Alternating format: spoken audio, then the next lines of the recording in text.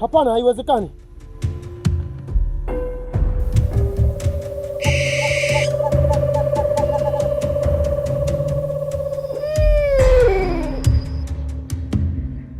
Nisamee mwanangu. Sikutaka iwe hivyo.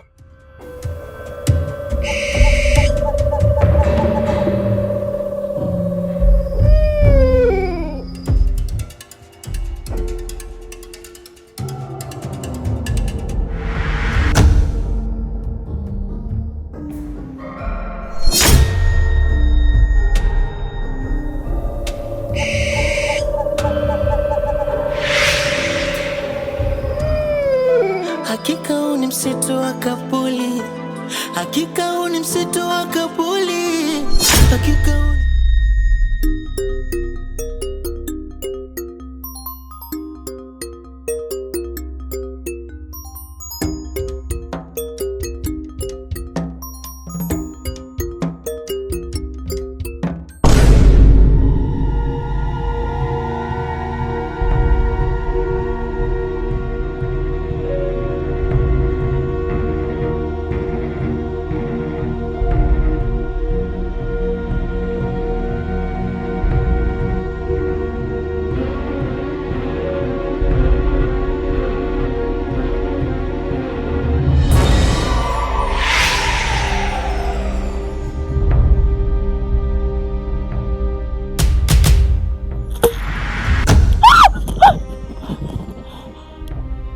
wewe unataka nini tena?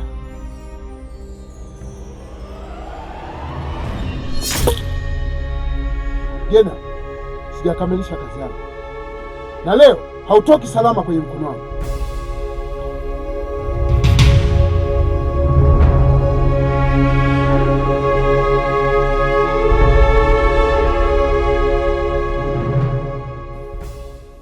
Leo sikuachi salama kwenye mkono wangu.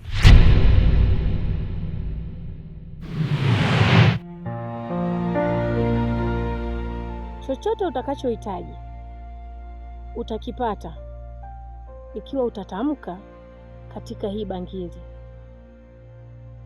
Utakipata kwa wakati kabisa. hakika huu ni msitu wa Kabuli. Hakika huu ni msitu wa Kabuli. Hakika huu ni msitu wa Kabuli.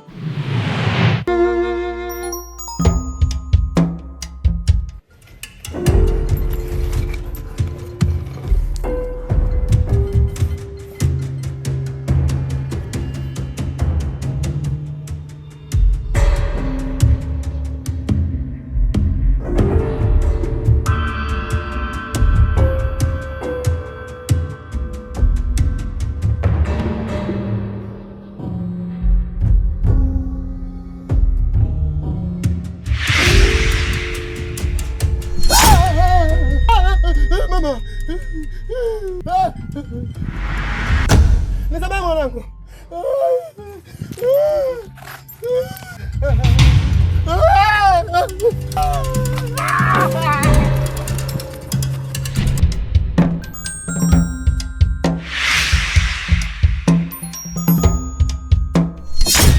Acha. We. Acha. Acha. Gena.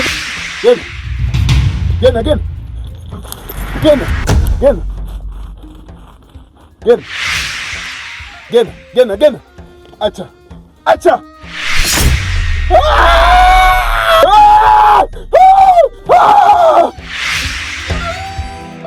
Hakika huu ni msitu wa Kabuli.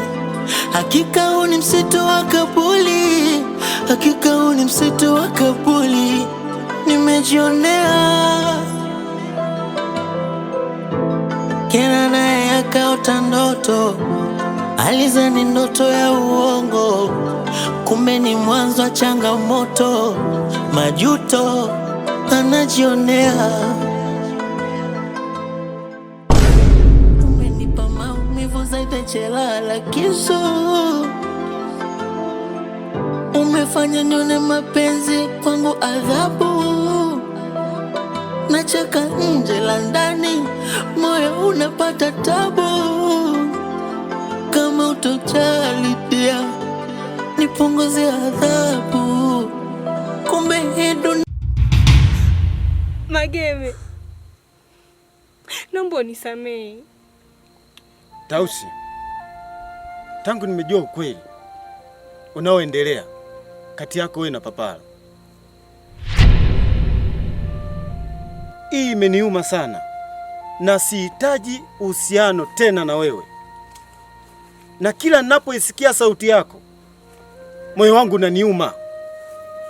Ni heri nibaki peke yangu, bila mpenzi, bila rafiki. Mageme,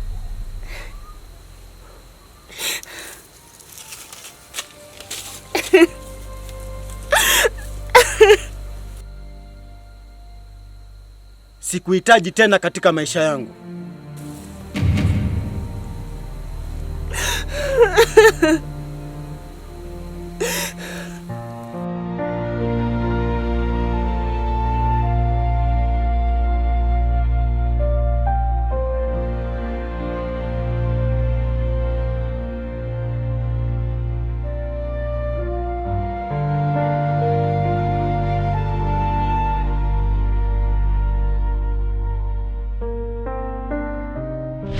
umenipa maumivu zaidi jela la kisu. Umefanya nione mapenzi kwangu adhabu.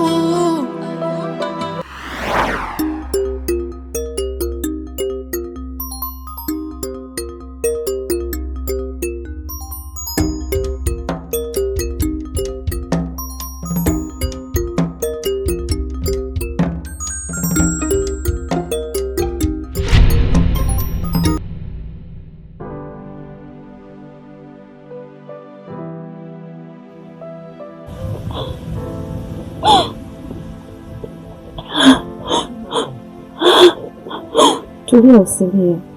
Uko nyumbani sasa.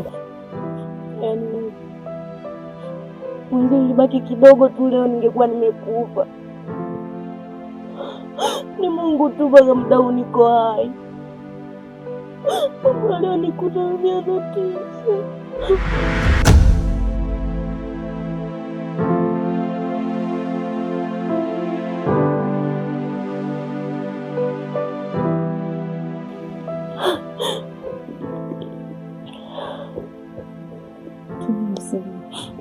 Oh.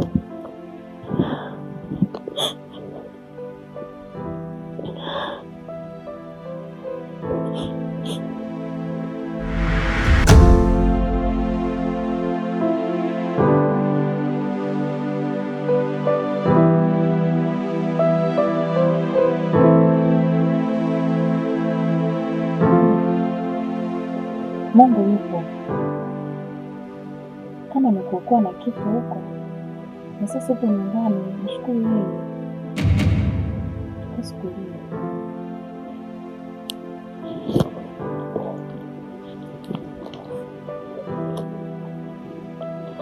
Pole sana.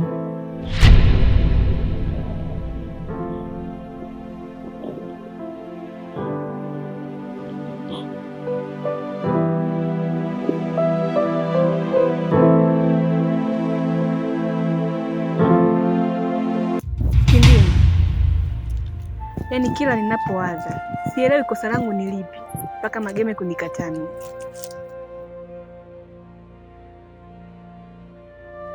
Au kosa langu kubwa ni kukaa karibu na Papala sehemu ya mafichoni.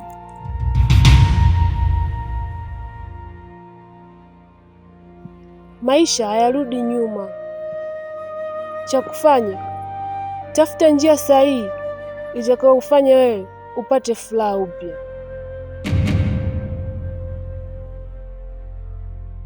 Kwa ninavyomwona Mageme kwa sasa hakupendi kabisa.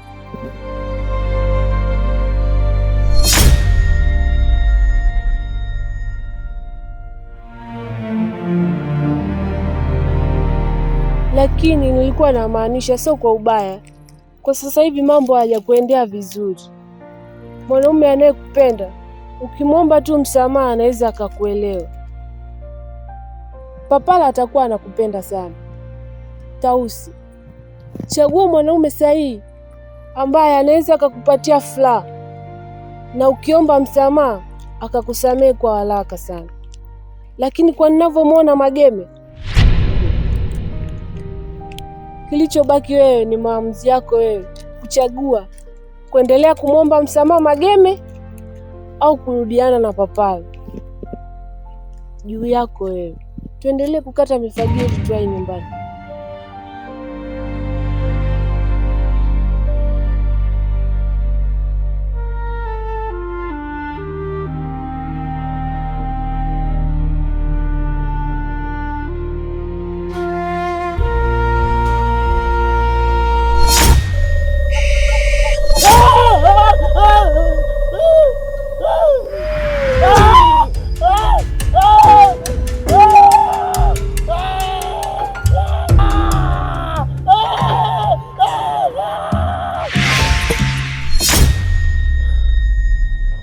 Mganga, mbona unanishtua sana hivyo? Utaniua kwa pressure. Heli ningekuwa mimi, lakini sio hicho kiumbe kinachoendelea kuleta madhara huko mtaani. Mtaani kumechafuka, hakueleweki kabisa, na kijiji cha Mbozi kwa sasa kiko kwenye matatizo. Yule kiumbe ameshaanza kudhuru watu. Inahitajika tupate damu kwa haraka sana. Toka mwanzo tunahangaikia hili swali na haitaki tukate tamaa. Sina mbele wala nyuma, yaani sina chaguo lingine. Binafsi nimekata tamaa sana. Hakika huu ni msitu wa Kabuli, hakika huu ni msitu wa Kabuli, hakika huu ni msitu wa Kabuli. Nimejionea Kena naye akaota ndoto, alizani ndoto ya uongo, kumbe ni mwanzo wa changamoto, majuto anajionea.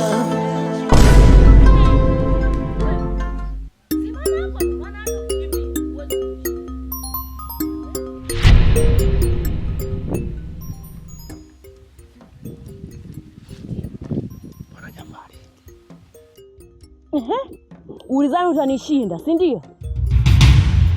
Au wewe unadhani utanikimbia mpaka lini?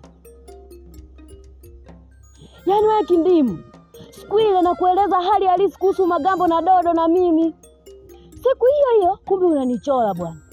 Unanipeleka kwenye mtego wa Magambo. Kweli wewe Kindimu wewe? Hivi dhamira yako ilikuwa ni nini wewe? Dhamira yako ilikuwa ni nini? Kwa hiyo uko lazi mimi nikauawe, si ndio? Ndio furaha yako?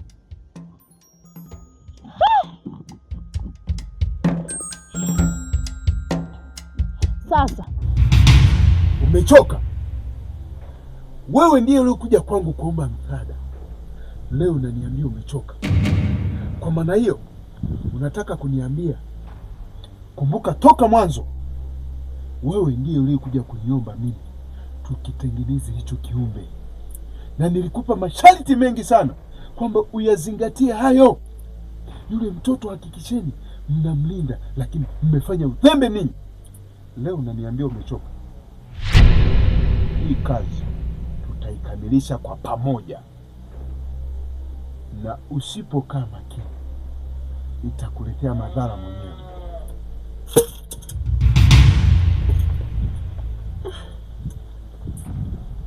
Magambo mimi nianzeje haya mambo?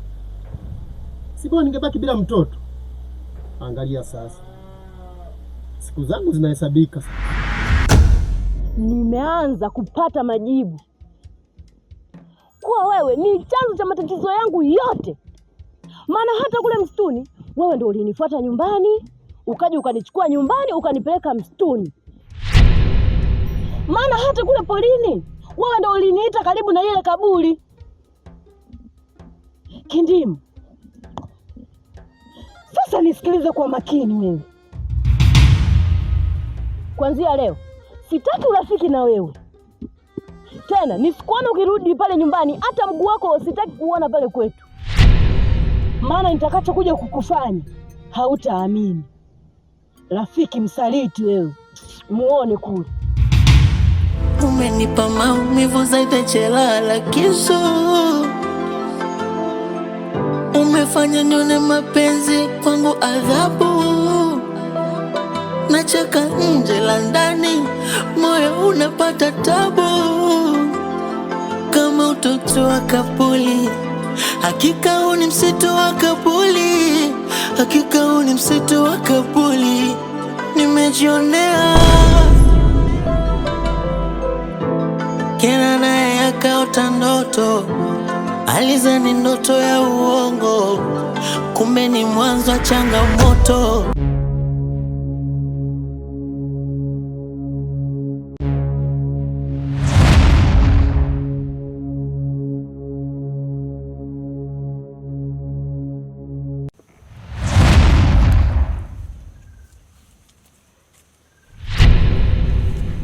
Wa mjinga wewe. Kazi yako ni kunitesea dada yangu, sio? Nimekuvumilia imetosha sasa. Unaniita mimi mjinga? Shemeji, unasemaje? Unaniita mimi mjinga? Yaani unanitesea dada yangu afu unazidi kunijibu, si ndio? Unasemaje? Mimi mjinga? Na hili sisi tulifumbia macho. Niachie. Niachie. Unasemaje? Niachie. Unasemaje? Unasemaje mjinga? Shemeji, Gogo haga. Ingaga utongiane. Nogo laga haine de kale. Lana limera. Ingaga utongiane. Sikuogopi. Toka mbele yangu. Nitakufanya kitu ambacho hujawahi kufanywa. Toka. Pisha nipite.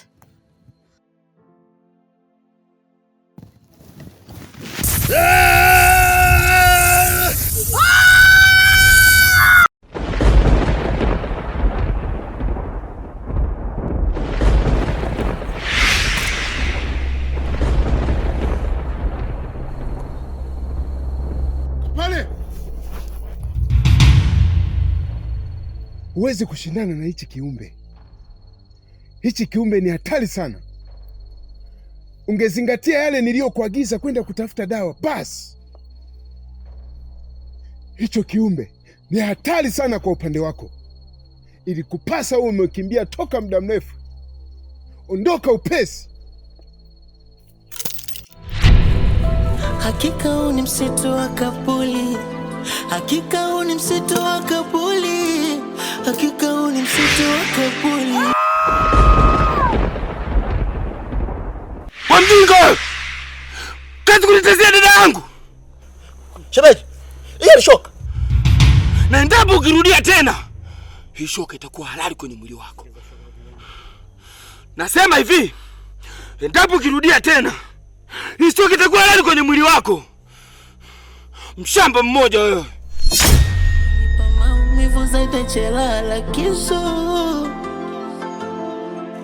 Umefanya nione mapenzi kwangu adhabu. Nacheka nje la ndani. Wewe kama unaona ni kazi, njoo msaidie dada yako kuzaa. Unasemaje? Unaongea.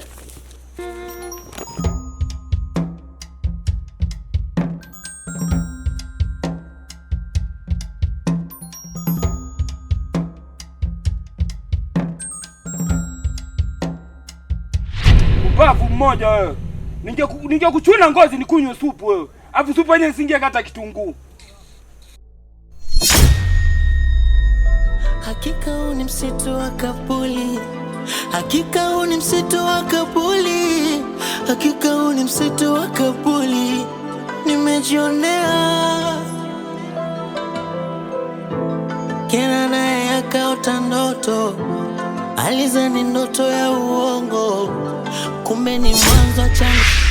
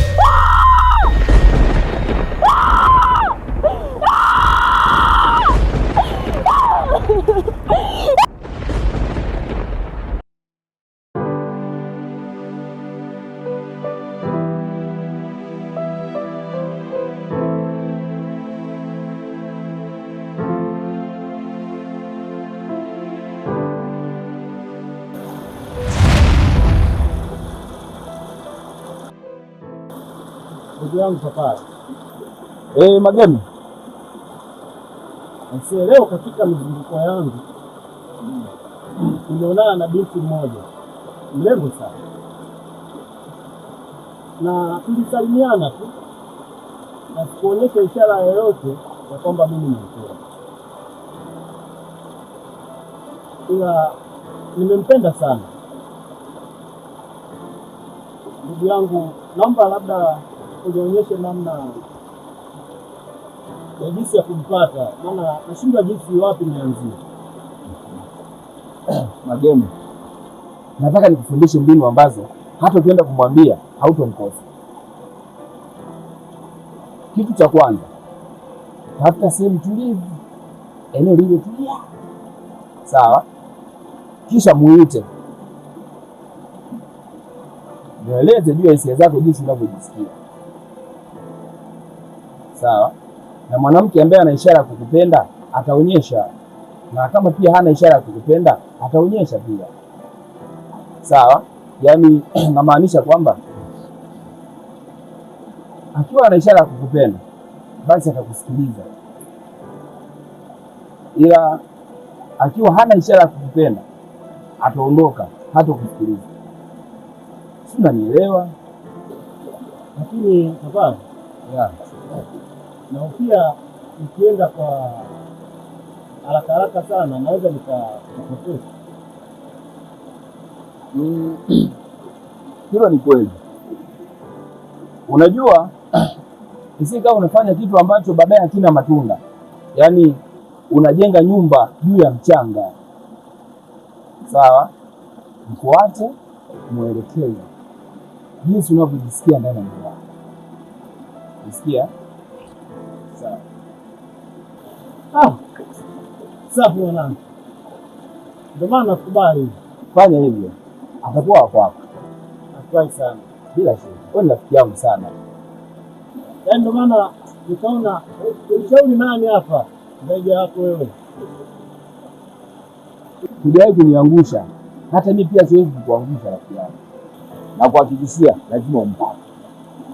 Nitafurahi sana. Sababu yuko moyoni mwangu.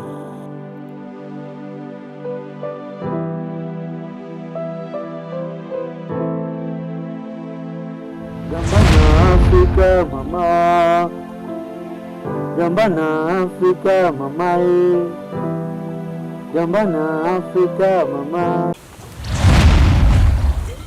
Na kama ukinisaliti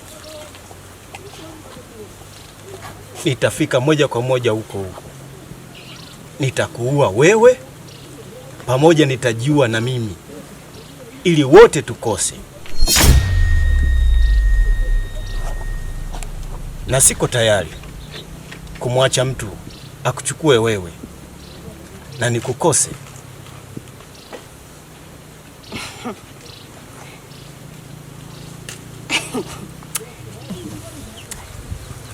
Magemi bwana.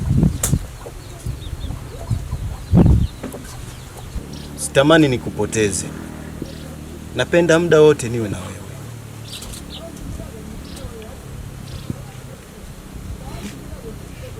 Ni wewe ndio unayetamba kijiji chote hichi. Umenipa maumivu zaidi jela la kisu. Umefanya nione mapenzi kwangu adhabu. Nacheka nje la ndani, moyo unapata tabu. Kama utojali pia nipunguze adhabu. Kumbe hii dunia kuna watu na viatu. Nazama hii dunia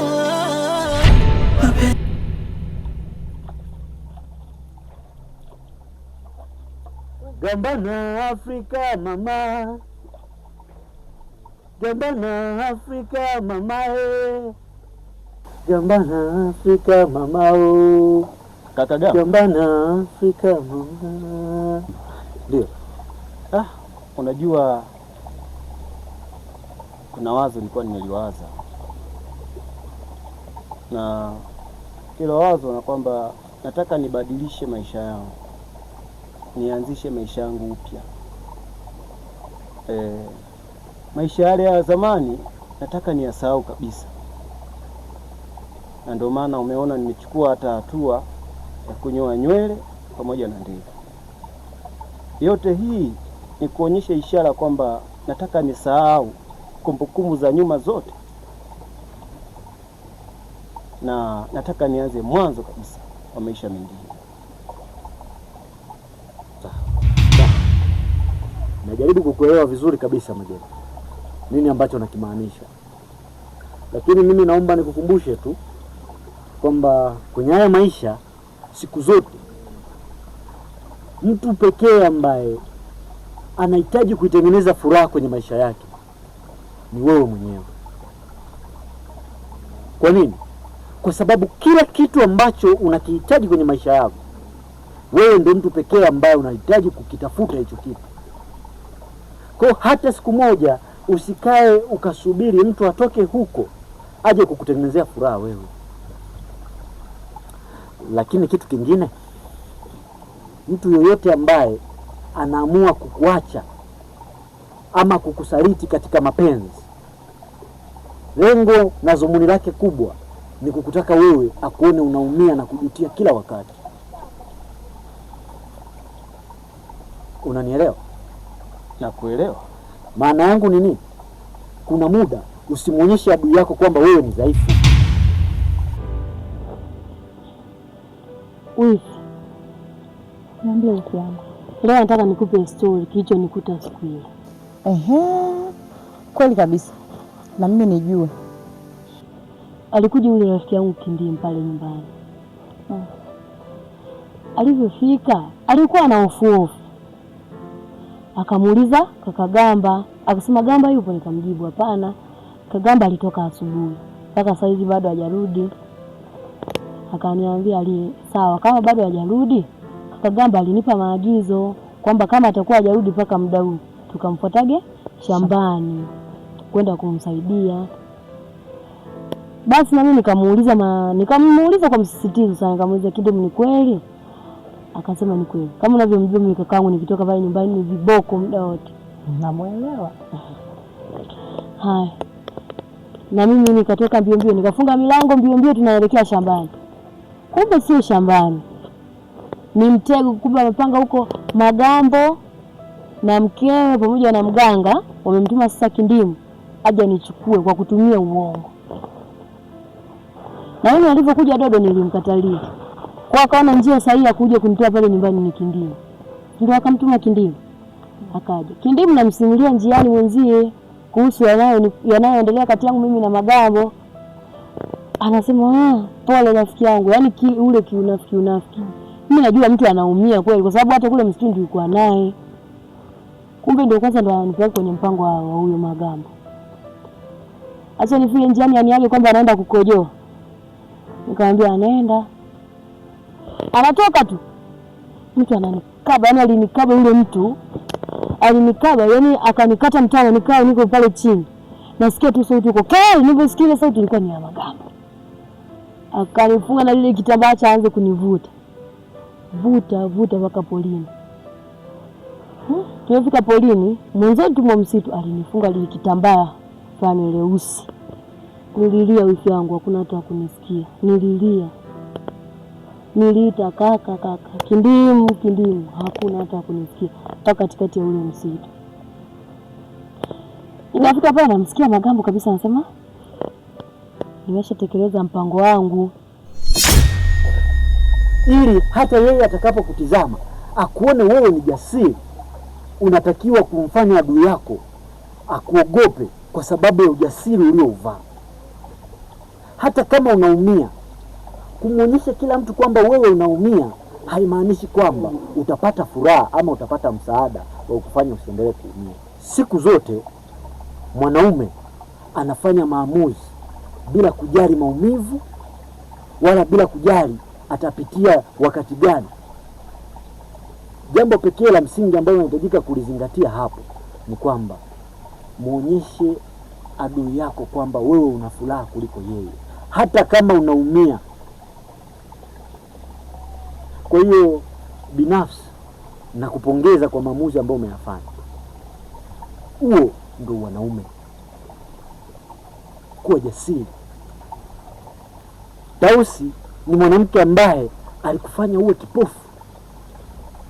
Yaani kuna muda mimi kakako naongea unisikilizi, lakini namsikiliza Tausi.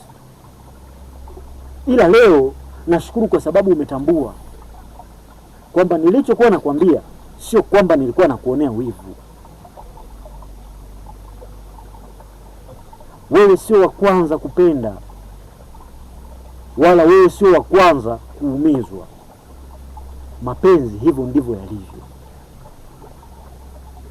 Kwa hiyo unapoacha ama unapoachwa, achika. Sawa?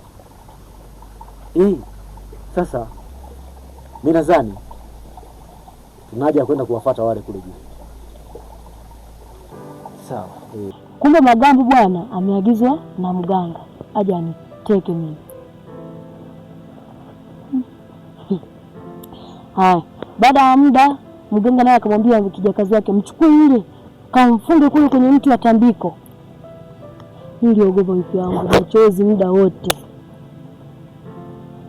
Nimefika pale wamenifunga sasa, wakanifungulia usoni, wakafunga mikono pamoja na hapa tumboni, miguu funga ovyo ovyo, vitafikia kwa wafunga likuni. Ndio mistaki jamani. Nikikumbuka kipindi kile. Kwa kawaida. Sasa si mganga ndo akataka kuniua. Alivyo akanyanyua kule gukuni gwake gule na kushika sijui ni gukuni ni gule. Buna mpembe akataka kunichoma nabo. Kuna mtu si akatokea. Kuna mtu akatokea. Akamwambia acha. Nilipomwangalia yule mdada ni mzuri wifi yangu. Sijaona mtu mzuri hapa kijijini kama yule. Si mganga ndo akaanza kutoa madudu yake kutoka kwenye yule mpembe. Akawa anamrushia yule mdada. Yule mdada ana nguvu wewe, tena za ajabu. Acha anze kupanga.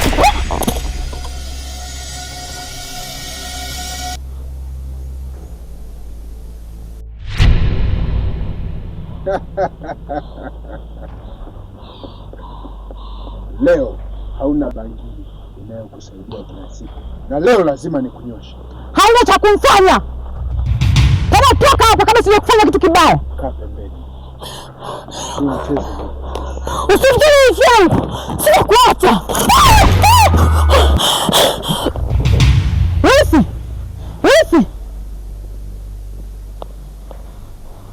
Deni lake bado hajalilipa huyo.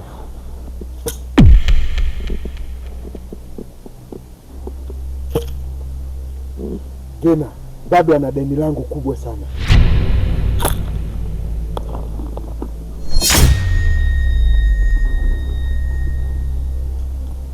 Madam niko hai. Hauna cha kumfanya.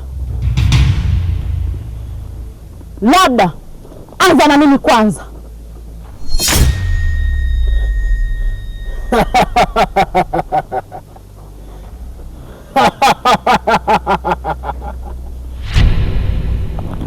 Wisi. Sambe kuhaya we. Sambe kuhaya we kumabura minje. Sambe kuhaya we kumabura minje. Sambe kuhaya we kumabura minje. Kumabura minje. Acha! Umenipa maumivu zaidi jela la kisu. Umefanya nione mapenzi kwangu adhabu. Nacheka nje la ndani, moyo unapata tabu. Kama utojali pia nipunguzie adhabu. Kumbe haiwezekani ni mbwa fulani nakuja kuninyosha misho. Pumbavu. Dodo. Dodo. Aha, upo umwe. Utanitambua leo. Pumbavu.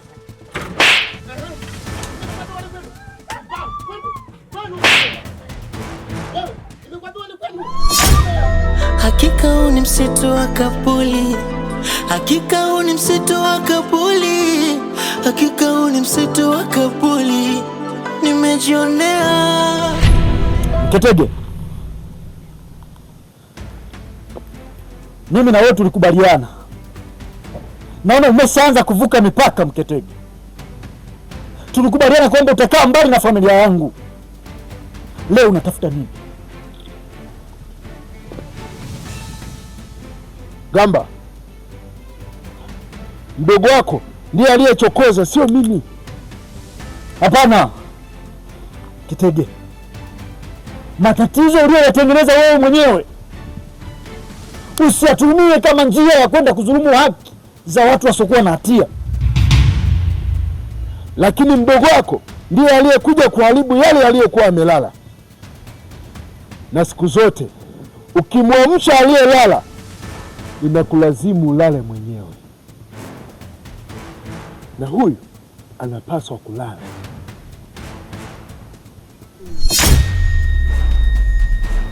Sasa naomba unisikilize kwa makini, tena unisikie na unielewe. Mketege, katika hili swala ukisubutu kufanya chochote, na hapa sikuachi salama. Yaani sitosubutu kukuacha salama. Naomba kwa usalama wako tu, kabla sijakuharibia kila kitu, ondoka. Gamba, naondoka, lakini huyu bado sijamalizana naye. Ondoka! Hakika huu ni msitu wa Kapuli, hakika huu ni msitu wa Kapuli, hakika huu ni msitu wa Kapuli. Nimejionea Gena naye akaota ndoto, alizani ndoto ya uongo, kumbe ni mwanzo wa changamoto, majuto.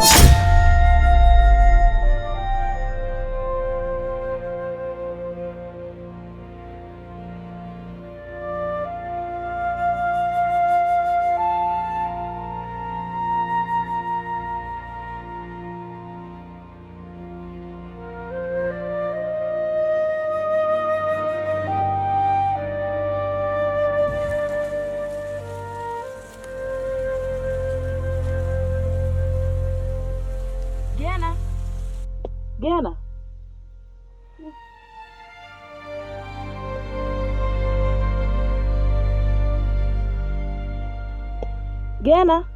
Gena.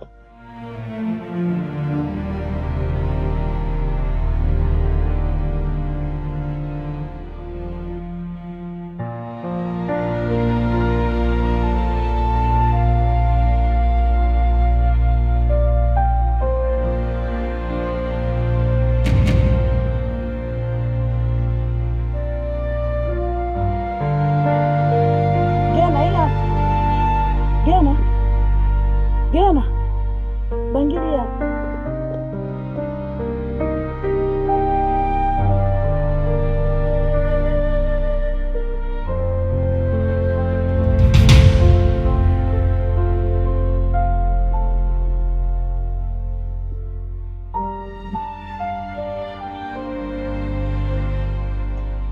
Bangili,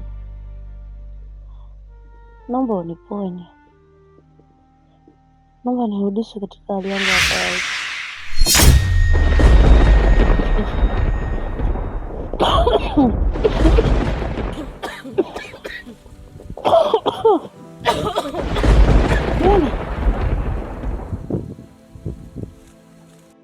Gena. Gena.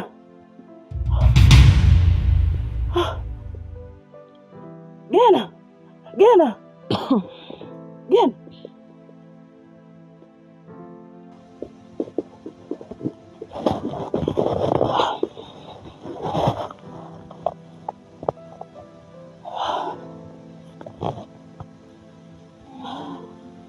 Nimeogopa. Usijali wewe, mimi niko sawa. Vipi lakini unaendeleaje na hali yako? Niko sawa.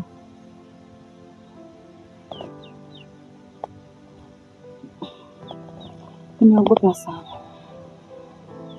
Kuwa na amani. Kwa sasa mimi nimepona. Kama umepona ni jambo la kumshukuru Mungu.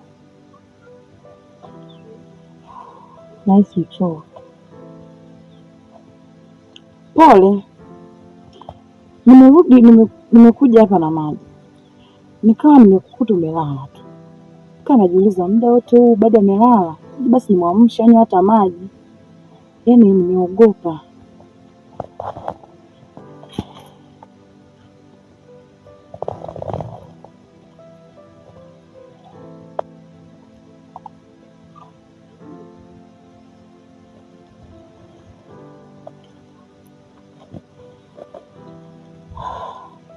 Pole.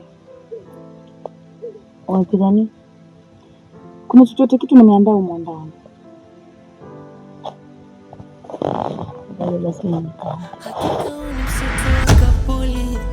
Hakika huu ni msitu wa Kabuli, hakika huu ni msitu wa Kabuli, nimejionea.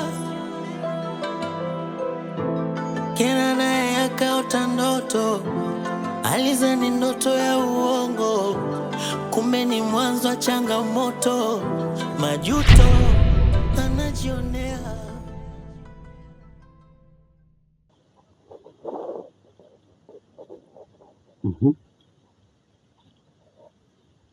Nataka kujua ilikuwaje mpaka nikawakuta kwenye hali kama ile pale. Lakini pia swali langu la pili, Gena, tangu lini mganga Mketege ameanza kukufuatilia?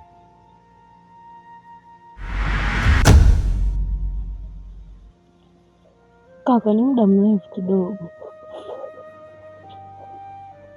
tangu siku hiyo tulivyoenda na Kindimu kule msituni, ndio siku ambayo mganga alianza kunifuata. Akadai kuwa nimeharibu kila kitu kilichokuwa kinaendelea kule msituni. Tangu siku ile alianza kunifuatilia bila kuchoka. Akaniambia mimi lazima nife.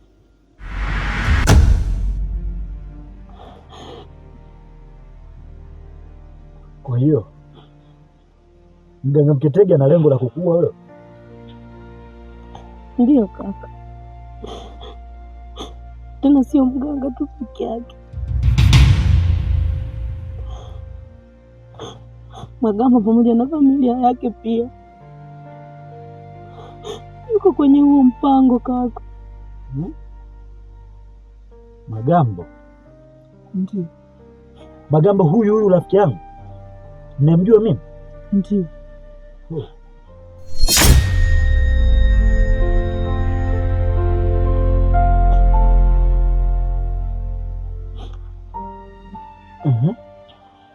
Magambo anahusika nini kwenye swala? Kuna siku kama mimi niagiza kwenda kuchukua mtungi kule juu, nikaa nimeenda njiani nikakutana na Tausi. Akawa amenielekeza kuwa Magambo pamoja na Dodo wana mpango mbaya dhidi yangu, na akanisisitiza ninakoenda nigeuze.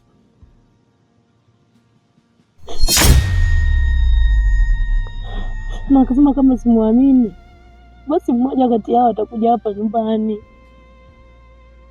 Kwa nilivyorudi nyumbani, Dodo akaja akaniambia maneno yale aliyoniambia Tausi. Mimi nikamkatalia. Baada ya muda wakaona njia sahihi ya kuja kunitoa mimi hapa nyumbani ni kumtuma Kindimu.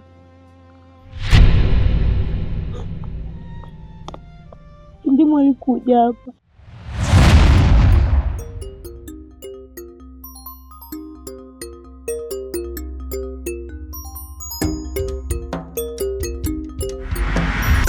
Tumgoje, tumleshe. Gena, unaendeleaje? Mimi mzima, hofu kwako. Mimi naendelea vizuri, namshukuru Mwenyezi Mungu. Sawa, karibu. Vipi, nimemkuta kaka Gamba hapa? Hapana, Kagamba bado hajarudi. Lakini Gena, nilikutana na kaka Gamba njiani. Akasema nitamkuta hapa nyumbani ili tuelekee shambani. Alisema nisipomkuta hapa basi atakuwa ameelekea shambani. Na maelekezo aliyonipa nije nikuchukue wewe Gena, twende tukamsaidie mizigo shambani. Sawa. Lakini mbona kama unaonekana una wasiwasi? Si unajua nilikotoka huko nilikuwa nakimbia njiani kwa maelekezo nilokuwa nimepewa. Sawa. Sasa hivi yani ndo amesema tuwai muda huu tuelekee shambani. Nifunge kwanza mlango.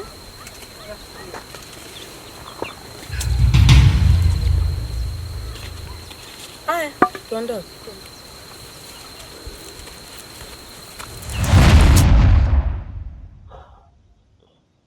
Gena, mimi Kindimu sijaona naye muda mrefu sana, na tangia mmetoka kule msituni mpaka leo sijawahi kuona hata uso wake. Na wewe, kwa nini mtu anakuja nyumbani na kukwambia eti nimetumwa nije nikuite, na wewe unanyanyua miguu yako na kuondoka hapa nyumbani, wakati mimi nilikwambia sitaki wewe utoke hapa nyumbani? Hivi Gena, unataka nikwambie mara ngapi kwamba wewe una wingi? Watu wanakutafuta kwa hali na mali na wanania mbaya na wewe. Ndio maana nikakwambia Gena, hapa nyumbani mimi sipendi, yaani sipendi kabisa wewe utoke hapa nyumbani, na mimi siwezi kumtuma mtu aje kukutoa wewe hapa, kwa sababu mimi nakulinda wewe.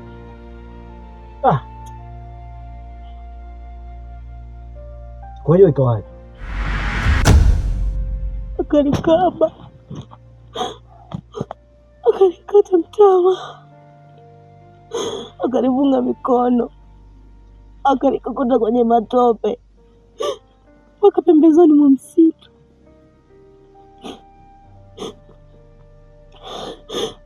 Baada hapo akanifungua kile kitambaa, akanifunga usoni.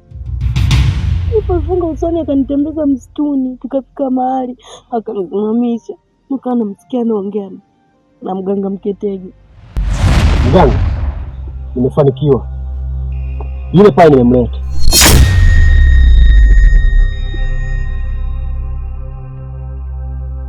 Vizuri sana, nimepambana. Magambo, sasa jambo letu limekuwa jepesi na kazi inaenda kukamilika. Magambo, Magambo, umenileta wapi huku? Magambo, nifungulie mimi, nataka kwenda nyumbani.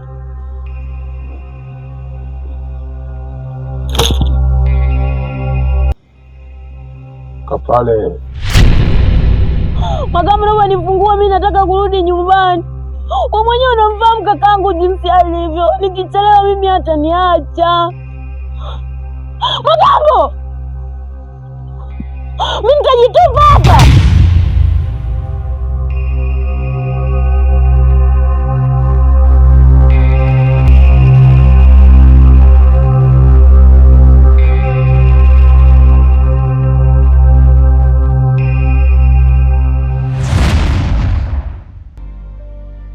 Magambo sio kumwacha hai. Sasa kaka, kwa nini mimi kijiji chote kakaangu? Ndio maana nikakwambia kaa nyumbani, tulia nyumbani. Umeona hicho kilicho kutokea? Sasa kesho atakuja tena mtu mwingine kukwambia tena kakako Gamba kaniagiza, utamwitikia hivyo hivyo, utaenda kufa mwisho wa siku huko. Hapana mume wangu, usiongee kauli ya kufa. Huyu ni mtoto, lazima mwelimishe kwa ustaarabu. Sasa naomba msikie.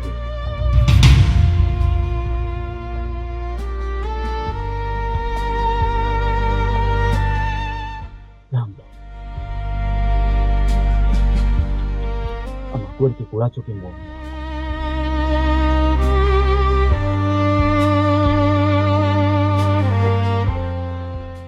Hapa nyumbani msisubutu kutoka.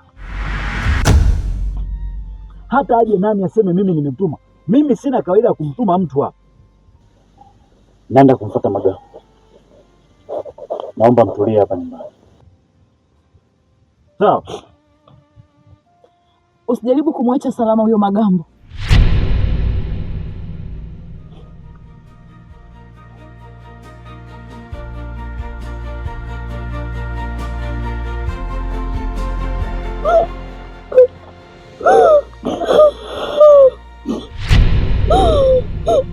Kwa nini mimi wewe?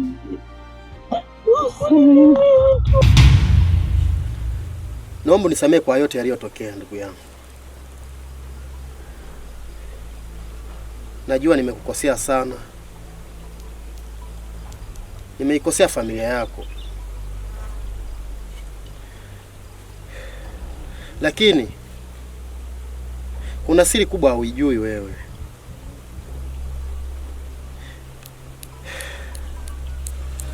Kwa leo nipo tayari kukueleza yote.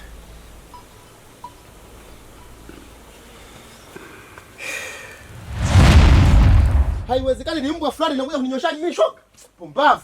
Dodo. Wewe Dodo. Abe. Aha, upo umwe. Utanitambua leo. Pumbavu. Nimepata wale kwenu. Pumbavu. Kwenu. Wewe, nimepata wale kwenu. Wewe wewe.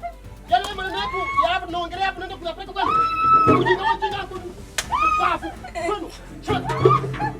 Wewe, nimepata kwenu. Pumbavu wewe. Shanzi wewe. Kwenu. Nimekwambia kwenu. Hivi wewe mwanamke gani wewe? Eti. Wewe ni mjinga. Pumbavu kwenu. Nikusamehe? Yaani kaka yako anabidi mimi kuninyosha mimi shoka. Eti. Kaka yako mimi kuninyosha mimi shoka mimi. Uende kwenu. Unasema nikusamehe? Unasemaje? Yaani kaka yako mimi kuninyosha mimi shoka. Anaingia mambo yangu mimi na wewe? Pumbavu wewe. Wewe. Nimekwambia kwenu. Kwenu. Eti. Au nikugonge. Wewe Magambo. Nini unafanya hiki Magambo? Nini hiki? Ni mwanamke bwana. Sasa ndio unapiga kama hivi ndugu yangu. Sasa hiki unachokifanya unajizalilisha. Watu wanakuangalia. Haya. Nini unachokutengeneza hapa Magambo? Tafadhali Magambo. Naomba nisikilize. Ona umejaza watu kule. Unajiaibisha. Anayeaibisha nani? Huyu mambo yetu tunaongea huko ndani anaenda kumwambia kaka yake. Sasa ndo mambo kama hayo Magambo. Wewe sikia sasa ndugu, nisikilize Magambo, nisikilize. Sawa. Utakiwa kutumia hasira kisicho. Sawa. Hasira ni hasara ndugu yangu. Utajisababishia matatizo makubwa zaidi ya hayo ambayo unayo. Mimi bwana nijisababishia matatizo bwana. Wewe mwanamke. Nimekwambia uende kwenu. Nakomba. Niache kwanza bwana. Magambo, mara moja. Njoo mara moja. Wewe ndugu yangu. Umenipa maumivu zaidi chelala kisu. Umefanya nione mapenzi kwangu adhabu. Nacheka nje la ndani, moyo unapata tabu. Sikia nikwambie kitu ndugu yangu. Ile pale ni ndoa. Wala sio vita kana kwamba wewe mnakaa mnapigana na mke wako. Hoja moyo yule kwa ajili ya kupigana naye. Yaani kuna muda, hebu jaribu kutumia busara. Kaa na mke wako, zungumzeni matatizo yenu, sio kupigana. Wewe hujui tu. Yule mwanamke anaenda kusimulia mambo yetu ya ndani. Hata kama Magambo, hiyo haikupi wewe haki ya kusema umpige. Yaani kunyanyua mkono wako huku kumpiga mwanamke ni kosa kubwa Magambo. Wewe hujui tu unachokifanya. Mnakaa mnapigana tu kila wakati ovyo. Gamba. Leo hii nimekutana na kaka yake, amenishika shoka. Sasa mimi ningefanyaje? Hata kama. Sasa ningefanyaje mimi sasa? Sikia, njia uliochagua kuitumia sio njia sahihi kabisa. Yaani mimi siwezi kukusupport kabisa kwenye hiyo njia. Magambo, tumia akili ndugu yangu. Kaa chini na mke wako. Kaeni kama watu wazima, zungumzeni matatizo yenu, lakini sio kupigana. Magambo, na siku zingine sio unakuaje yani. Hakika huu ni msitu wa Kabuli. Hakika huu ni msitu wa Kabuli. Hakika huu ni msitu wa Kabuli. Nimejionea. Wewe, nimekwambia kwenu. Mungu nisamehe. Hausikii? Nitakuchapa fimbo. Haya, nje. Mwanzo nilidhani nikiolewa nitapata furaha ya kudumu, lakini badala yake imekuwa uchungu mtupu. Mume wangu ananinyanyasa, kila siku vipigo, manyanyaso, kutukanwa. Mungu, kama kweli unasikia kilio changu, naomba basi na mimi unipe tabasamu kwenye ndoa yangu. Naomba unipe na mimi mtoto, angalau mimi na mume wangu tupate kicheko. Nakuomba Mungu wangu. Umenipa maumivu zaidi chelala kisu, umefanya nione mapenzi kwangu adhabu. Nacheka nje la ndani, moyo unapata tabu. Kama utojali pia nipunguzie adhabu, kumbe hii dunia.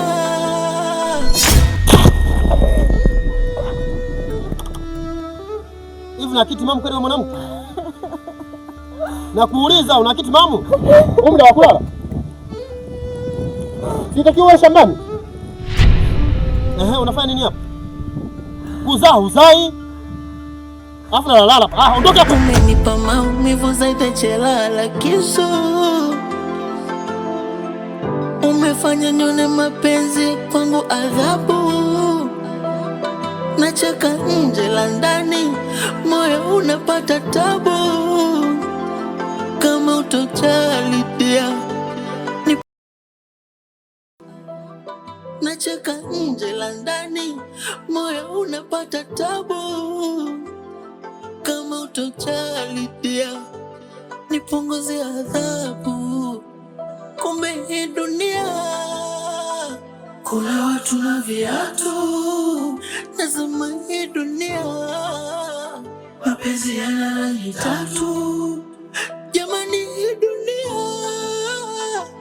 Niheshimu vya watu, nasema hii dunia. Wengine ni chatu.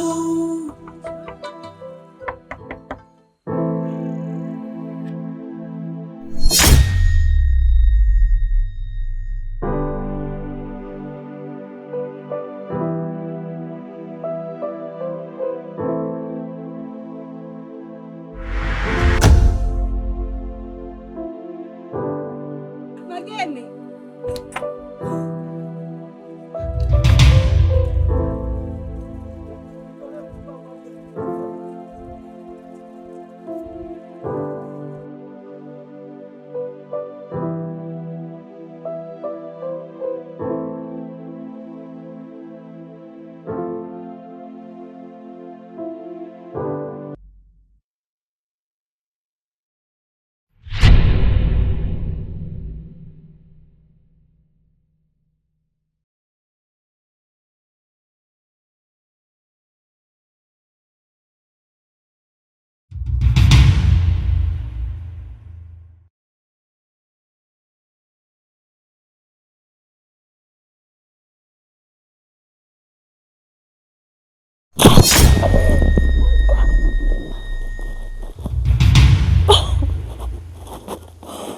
Hivi wewe mwanamke, una kiti mamu? Nakuuliza una kiti mamu? Muda wa kulala. Umekuja kulala hapa? Sitakiwa shambani huko. Unafanya nini hapa? Kuzaa uzai? Afu nalala hapa. Ondoka hapa. Wewe nimesemaje? Ondoka hapa. Umenipa maumivu zaidi chelala kisu, umefanya nione mapenzi kwangu adhabu. Nacheka nje la ndani, moyo unapata tabu. Kama utojali pia nipunguzie adhabu, kumbe hii dunia. Kuna watu na viatu, nasema hii dunia.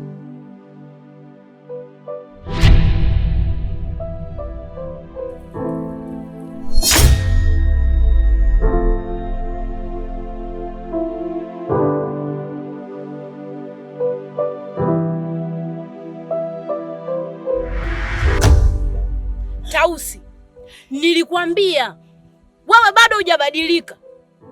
Kwa hiyo ulikuja kwenye maisha ya kakaangu ili uchezee hisia zake, si ndio?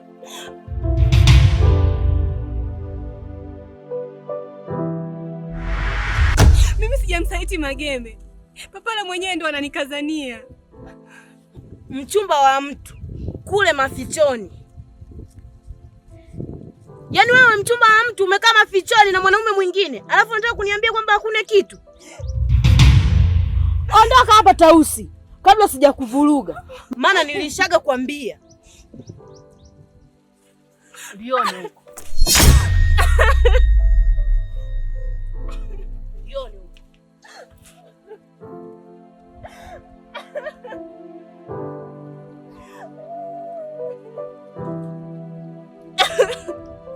Ni nani nitamweleza ukweli na atanielewa?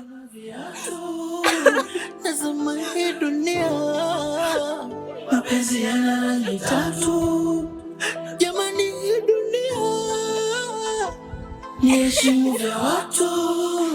Nazama. Wewe, nimekwambia kwenu. Mungu nisamehe. Hausikii? Naomba nisamehe. Nitakuchapa fimbo. Haya, nje. Nje. Nisamehe baba. Mbavu. Kwenu.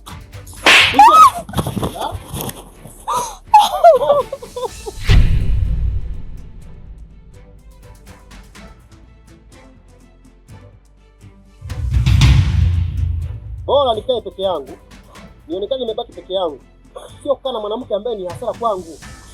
Kila mtu anajua kabisa mimi nimeolewa. Naenda nyumbani mume wangu. Hapana mume wangu, kila kitu ni mipango ya Mungu. Faida yako kwangu mimi, uniletee mtoto hapa. Sawa? Ni bora ionekane nimebaki peke yangu, lakini sio kubaki na wewe kinyago. Sawa? Uniingizia hasara tu hapa nyumbani. Nimekuambia hivi. Wewe uende kwenu. Ukakae huko kwenu. Sawa? Wakakufundisha vizuri jinsi gani ya kuzaa. Uvivu kuzaa. Kwenu. Lakini mume wangu, kuwa na subira. Mimi ndo mke wako. Kuna wakati nitakupa furaha tu. Vumilia. Nimesema kwenu, hausikii? Wewe mwanamke. Unaenda kulipa kesi yetu. Nitakuzika mzima. Nasema hivi. Nisamehe baba. Nitakuua sasa hivi kama kwenu. Uende kwenu kule, labda utazalia kwenu huko. Kwenu. Au kwenu. Wewe bwana shemeji. Akuguse. Wewe. Una shida gani na dada yangu? Simama kidogo, simama. Wewe.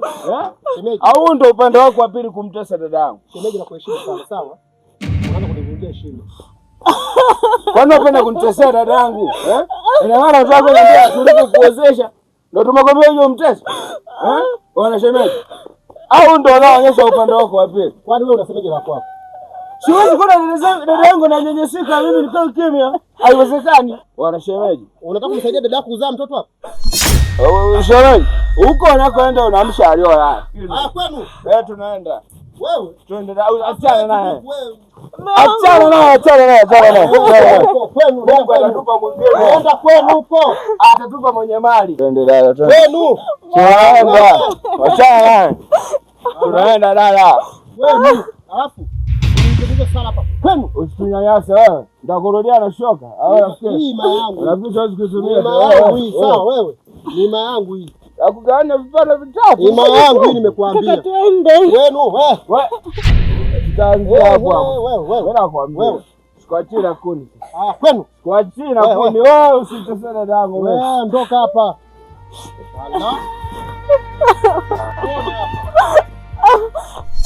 Ipo siku utanikumbuka na utajua umuhimu wangu ni nini. Leo si unaniona mimi sina kitu? Na mimi ndo papara. Kama niliweza kukupa dada yangu, basi namchukua mimi mwenyewe. Akili zako zilivyo ndogo na kufahamu sana, utakuja tu kupiga magoti. Utasema, nakwambia utakuja kupiga magoti, tena utanikuta mimi mwenyewe. Mimi utanikuta mwenyewe. Tutaona mimi na wewe nani wanaume. Dada, asikutishe. Mungu atatushushia mwingine mwenye ng'ombe wewe. Utatuambia nini? Umenipa maumivu zaidi chelala kisu. Umefanya nione mapenzi kwangu adhabu. Nacheka nje la ndani. Dadangu, kuna jambo nilikuwa naomba unisaidie. Jambo gani tena mdogo wangu? Mimi na Mageme tuna mahusiano ya muda mrefu sana, lakini kuna tatizo lilitokea hapa katikati. Jana kuna sehemu alinikuta nikiwa na papara. Hiyo sehemu ilikuwa mafichoni sana. Na kaenda kupeleka taarifa ambazo sizo kwa kaka yake. Najiona mwenye hatia wakati sina kosa lolote nililolifanya.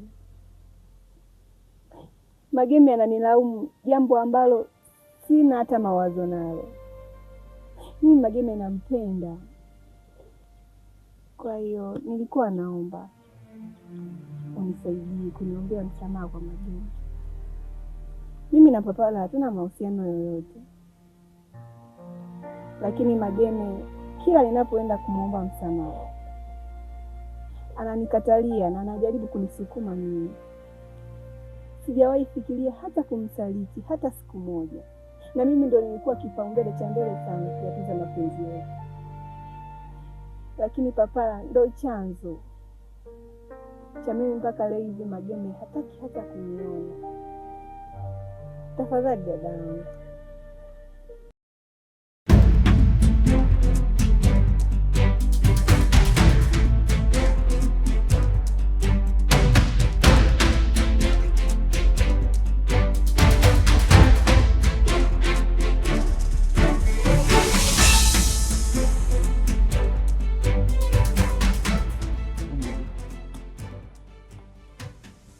Wewe.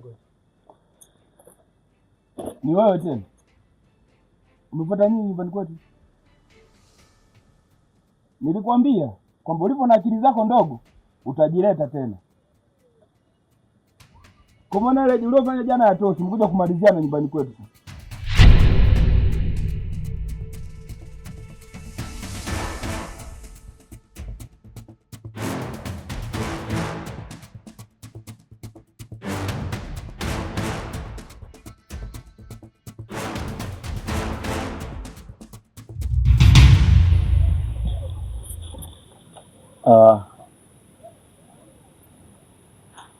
Papara pamoja na shemeji, kwanza kabisa tuseme asante kwa chakula. Chakula ni kitamu. Sawa, lakini turudi kwenye zumuni na lengo kuu ambalo limetufanya sisi leo hii tumefika hapa, kwamba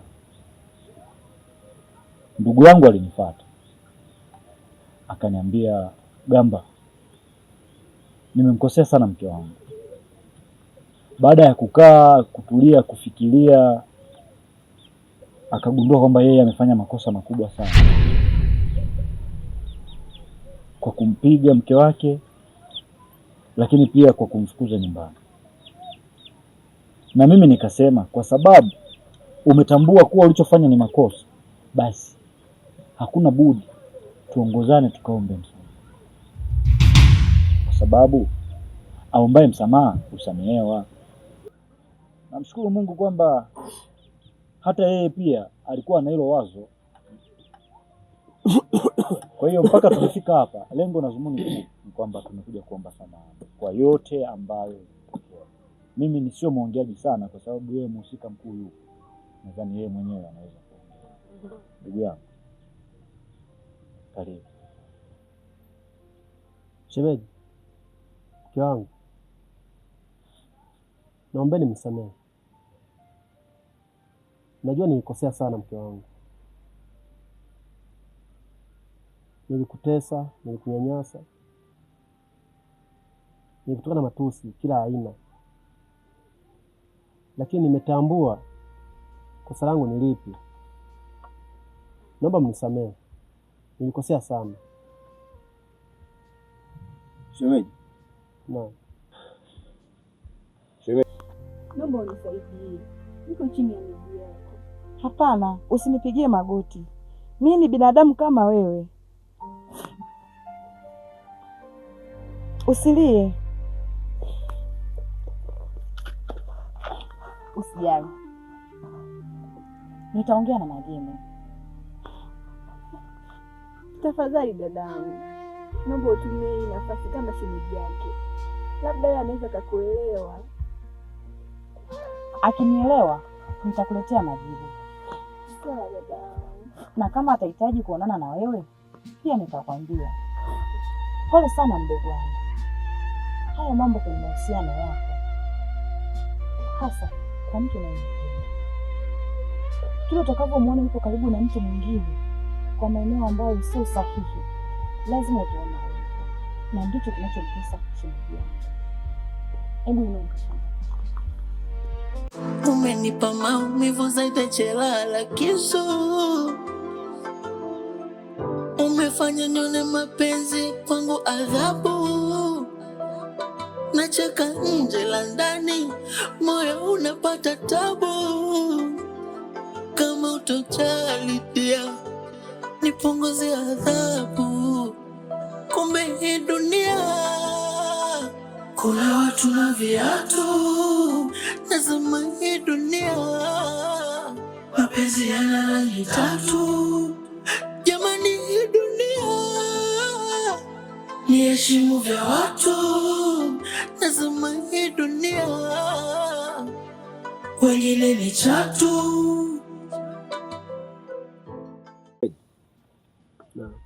Kwa kitendo ulichokifanya ile siku, mimi sikupendezea. Huyu dada yangu ndio kila kitu. Sikupenda kabisa, kwa sababu ulipokuja mwanzo, ulipokuwa unamchukua hapa, ukuniambia kama utafanya vitu kama hivi. Na vipi nisingekuwepo mimi? Sawa, nataka kukwambia. Umekuja leo kuomba msamaha. Sawa. Unakiri ulikosea. Lakini endapo kaondoka na dada yangu leo hii, yakaenda kurudia yale mambo ambayo nimekuta namfanyia, unafikiri mimi kama kaka nichukue hatua gani? Shemeji, na ndio maana nimetambua kosa langu ni wapi ambapo niliteleza. Nimejifunza kwamba pale unapokuwa nacho huwezi kukijua thamani yake.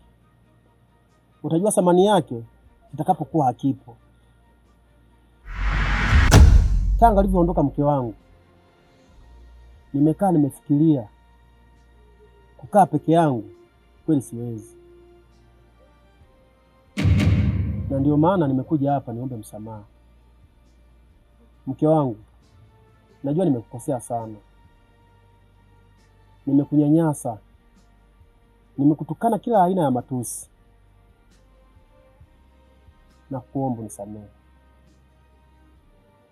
Haitajirudia tena. Sawa. Shemeji, pamoja na mume wangu, kwanza nashukuru kwa kuja, kwa sababu naamini kwamba utakuwa umejifunza. Thamani ya kitu huwezi kuiona mpaka kitakapopotea mikononi mwako. Nashukuru kama utakuwa umejifunza na umeelewa. Nakupenda sana mume wangu. Nakupenda pia mke wangu. Sawa. Naomba unisikilize kwa umakini sana. Nataka niongee mbele ya huyu mshenga. Naomba mnisikilize. Kwa sababu wewe umekuja kwa niaba ya huyu. Endapo hili jambo likijirudia tena, dada yangu kuteseka, mimi kama kaka, uamuzi nitakao uchukua juu yako, Mungu pekee ndo anayejua. Na utanijua upande wangu wa pili mimi ni mtu wa aina gani.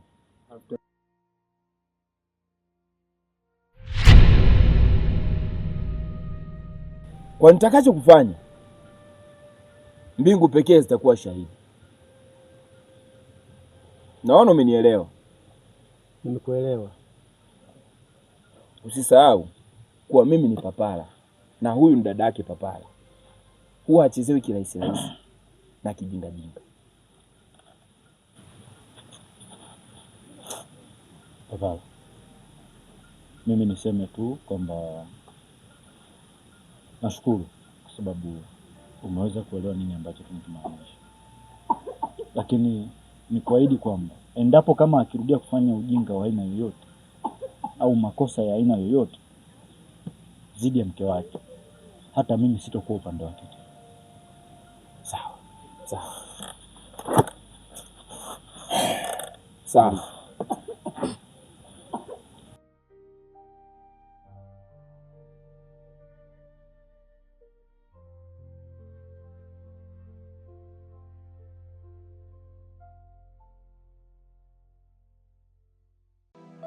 Hakika huu ni msitu wa Kapuli, hakika huu ni msitu wa Kapuli, hakika huu ni msitu wa Kapuli.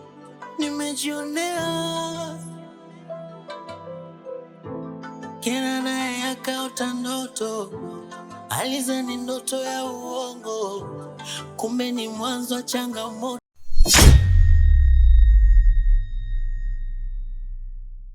Ni msitu wa Kapuli, hakika huu ni msitu wa Kapuli, hakika huu ni msitu wa Kapuli. Nimejionea Kena naye akaota ndoto, alizani ndoto ya uongo, kumbe ni mwanzo wa changamoto. Majuto anajionea.